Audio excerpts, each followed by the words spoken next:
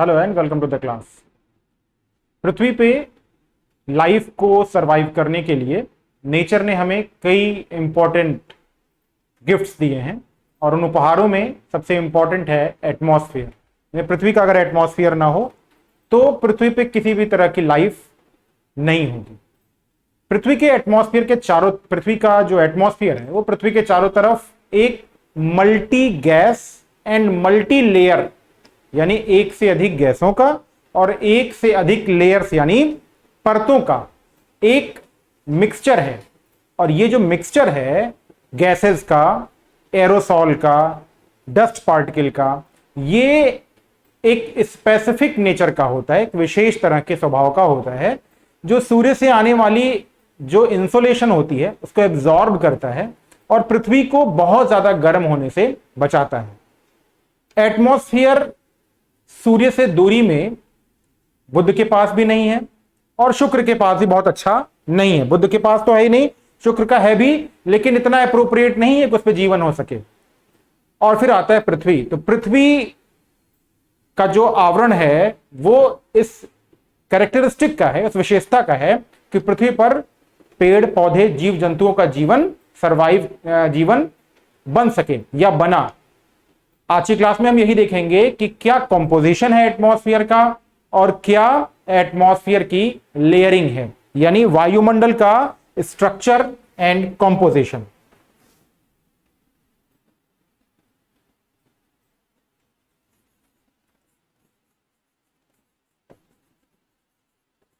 Structure and composition of atmosphere.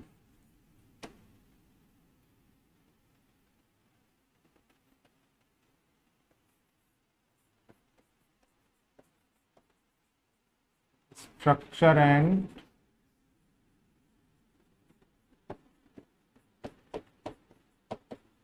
composition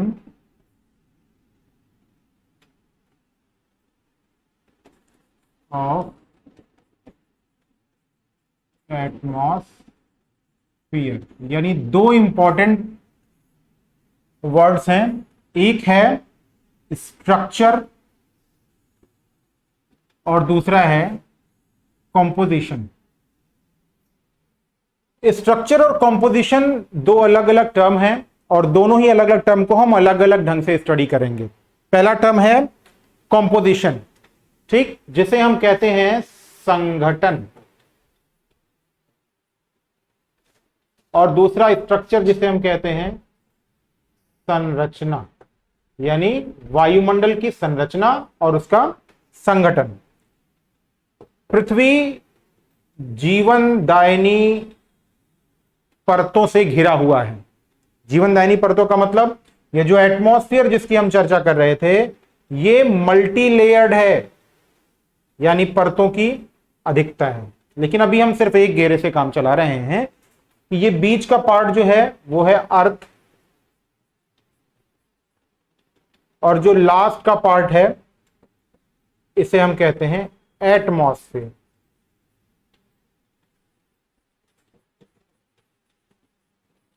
atmosphere ऐसा helicopter की तरीके से लैंड नहीं हुआ है, ये डेवलपमेंट हुआ है। यानी वायुमंडल क्या है, ये विकसित हुआ है, डेवलप हुआ है।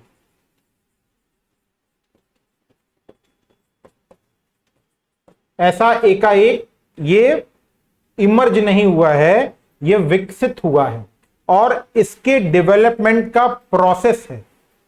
यानी ये कुछ दिनों कुछ महीनों की बात नहीं है, ये मिलियंस ऑफ ईयर्स लगे हैं इसे बनने में। एटमॉस्फेयर पृथ्वी से क्यों लगा हुआ है? ड्यू टू ग्रेविटेशन, यानी पृथ्वी के गुरुत्वाकर्षण की वजह से,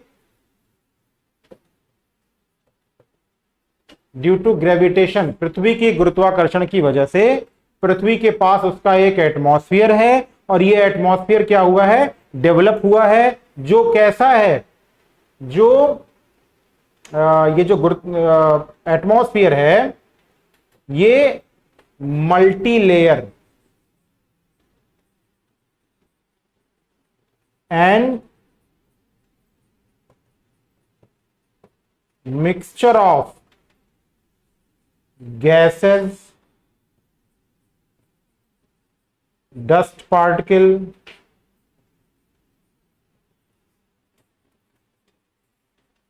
एरोसॉल। यानी पृथ्वी का एक वायुमंडल है जो विभिन्न परतों से मिलकर बना हुआ है। वो गैसेस का मिश्रण है, डस्ट पार्टिकल के अलावा यहां पर लिख सकते हैं हम जलवाष्प यानी वाटर वेपर। ये दोनों एक ही बात है। तो गैसेस, वाटर वेपर और डस्ट पार्टिकल या एरोसॉल से मिलकर पृथ्वी का वायुमंडल बना हुआ है। ये कब इमर्ज हुआ यानी कब आया?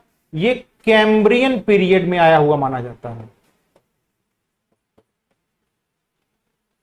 क्वेश्चन आएगा कि पृथ्वी का वायुमंडल कब बना हुआ माना जाता है, तो आप कहेंगे ये कैम्ब्रियन पीरियड में माना जाता है, यानी लगभग 58 से 50 करोड़ वर्ष पूर्व, यानी 58 टू 50 करोड़ ईयर से गो।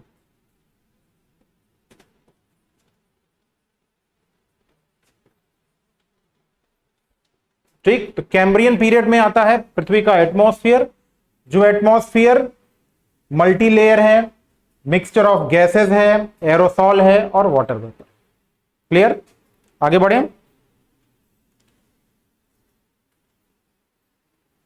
पृथ्वी के जो एटमॉस्फेयर है इसकी ऊंचाई ऐसे तो 16,000 से 29,000 किलोमीटर ऊंचाई तक माना गया है। लेकिन ये पृथ्वी का जो एटमॉस्फेयर है 16,000 से 29,000 किलोमीटर तक, ये पृथ्वी के किसी काम का नहीं है। यानी डायरेक्टली जो इंपैक्ट इन्वायरमेंट का या एटमॉस्फेयर का अर्थ पर है, उस इंपैक्ट के लिए इतनी ऊंचाई के एटमॉस्फेयर का कोई भी इंपैक्ट पृथ्वी के लिए नहीं है, कोई भी गिफ्ट पृथ्वी के लिए नहीं है। पृथ्वी के लिए जो सबसे अहम ऊंचाई तक का एटमॉस्फेयर है वो 640 किलोमीटर तक। कितना ऊंचाई तक? 640। यानी 640 किलोमीटर की ऊंचाई का जो वायुमंडल है वो पृथ्वी पर ज्यादा प्रभाव डालता है। इसके ऊपर का जो भाग है उसके बारे में ना तो बहुत जानकारी मनुष्य को है, ना ही पृथ्वी के लिए उसका कोई बहुत बड़ा इंपॉर्टेंस है। ठीक है, आगे बढ़ें। चलिए, पहला टॉपिक इसमें है कंपोजिशन ऑफ एटमॉस्फेयर।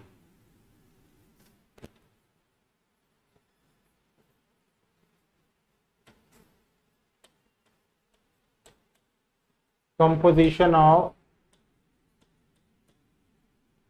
एटमॉस्फेयर। और जब हम एक टर्म यूज करते हैं कंपोजिशन, जब भी हम एक टर्म यूज करेंगे कंपोजिशन, इसका मतलब होता है इसका संघटन। और जब भी हम संघटक की बात करेंगे तो संघटक मतलब किन किन से मिलकर ये वायुमंडल बना हुआ है। तो जब भी हम ये डिसाइड करेंगे कि किन किन से मिलकर ये वायुमंडल बना है, तो वहां पर हम 3 अलग अलग इंपॉर्टेंट कंपोनेंट को लिखते हैं। कौन कौन से इंपॉर्टेंट कंपोनेंट? एक तो है गैसेस, यानी गैसें हैं। दूसरा है जलवाष्प यानी वाटर वेपर।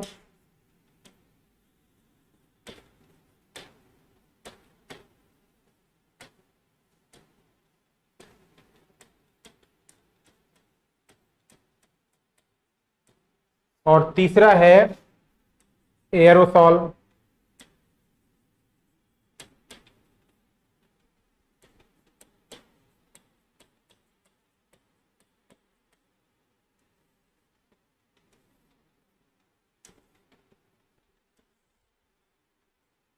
ठीक, ये 3 बेसिक कंपोनेंट्स हैं, यानी गैस, जलवाष्प और एरोसॉल।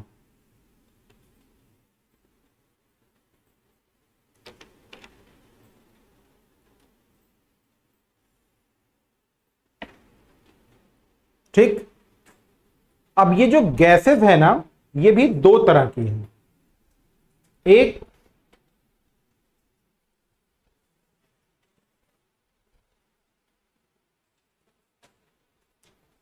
अस्थिर गैसें और एक है स्थायी गैसें।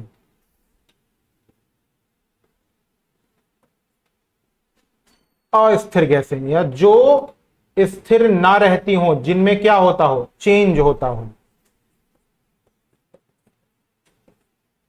अस्थिर गैसें और स्थायी गैसें या स्टेबल गैसेस।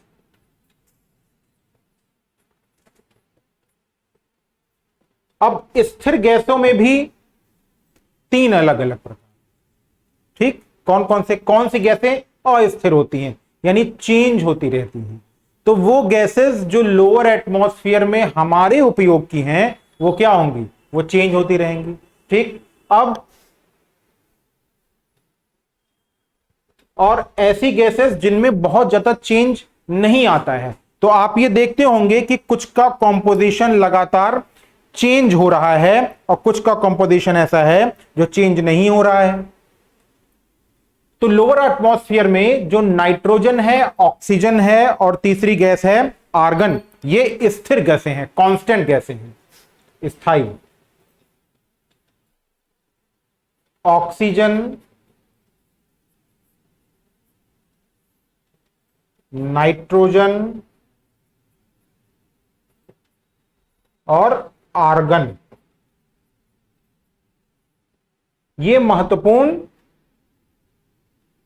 स्थायी गैस हैं जिनमें चेंज नहीं होता। नाइट्रोजन, ऑक्सीजन और आर्गन।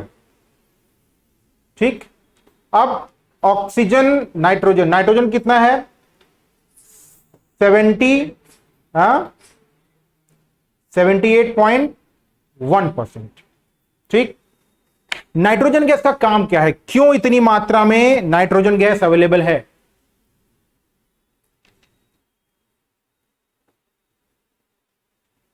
क्यों है, कुछ तो कारण होगा।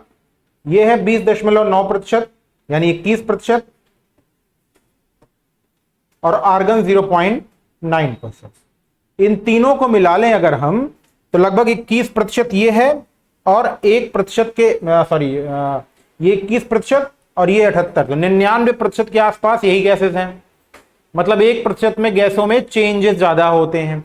नाइट्रोजन का जो काम है वो एटमॉस्फेयर में किसी भी तरह का जो बर्निंग है, जलना, पृथ्वी पश्चिम से पूरब दिशा में घूमती है। जो अर्थ है ये क्या होती है, ये पश्चिम से पूरब दिशा में घूमती है, जिसकी वजह से इसके एटमॉस्फेयर में फ्रिक्शन है। पृथ्वी के एटमॉस्फेयर में क्या है, फ्रिक्शन यानी घर्षण है। तो घर्षण में कोई भी चीज जले ना, या एटमॉस्फेयर में जो जलने का रेगुलेशन करती है वो कौन करती है, नाइट्रोजन करती है। इसके अलावा जो पेड़ पौधे हैं यानी हर्ब्स के डेवलपमेंट में, यानी पेड़ पौधों के विकास में किसका योगदान होता है, इसी नाइट्रोजन का योगदान होता है। तो नाइट्रोजन के दो बेसिक यूज क्या है, प्रज्वलन का नियमन यानी regulating of burning, regulating of burning ना कह सके, फायर कह सकते हैं, और दूसरा ग्रोथ ऑफ प्लांट्स।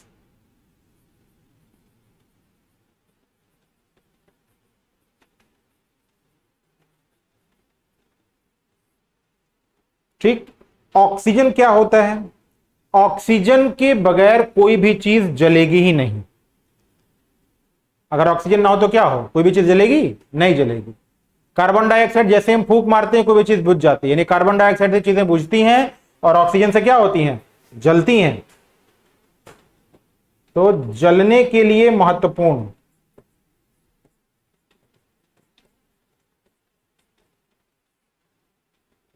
ठीक, और आर्गन एक ऐसी गैस है जो अक्रिय गैसों के रूप में जानी जाती है।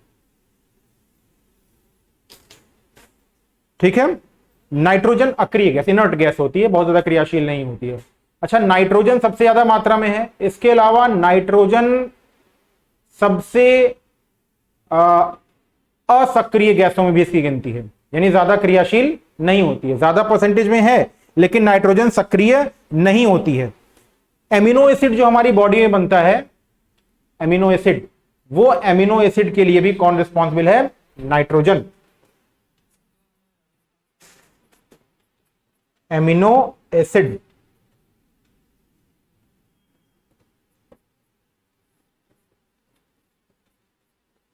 कोई भी गैस सक्रिय होगी या अक्रिय होगी, ये डिसाइड कौन करता है? ये कैसे डिसाइड होता है?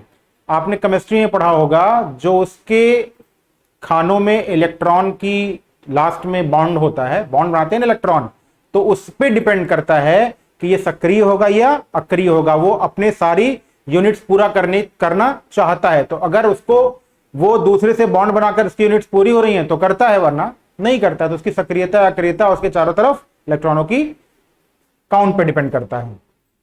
तो जलने के लिए ऑक्सीजन और नाइट्रोजन, एमिनो एसिड जो बनता है वो भी किस पर डिपेंड करता है? वो भी इसी नाइट्रोजन के ऊपर डिपेंड करता है। नाइट्रोजन अक्रिय है, सबसे ज्यादा मात्रा में है, और कितने प्रकार से पाई जाती है? लगभग नाइट्रोजन 7 रूपों में पाई जाती है। एटमॉस्फेयर में नाइट्रोजन 7 रूपों में पाई जाती है। खैर ये बहुत इंपॉर्टेंट पक्ष नहीं है, लेकिन 7 अलग अलग रूपों में पाए जाने की कारण, या ये कह सकते हैं कि नाइट्रोजन के कारण एटमॉस्फेयर में ज्यादा चीजों के डेवलपमेंट में योगदान किसका होता है? नाइट्रोजन का होता है। तो ये प्लांट्स का भी डेवलपमेंट कर रहा है, हमारे अंदर एमिनो एसिड का भी। अगर एमिनो एसिड ना हो, प्रोटीन डेवलपमेंट ना हो, तो हम बहुत ज्यादा समय तक जीवित नहीं रह सकते हैं। तो कह सकते हैं कि जीवन के लिए, लाइफ के लिए कंपल्सरी गैस कौन सी है? नाइट्रोजन है।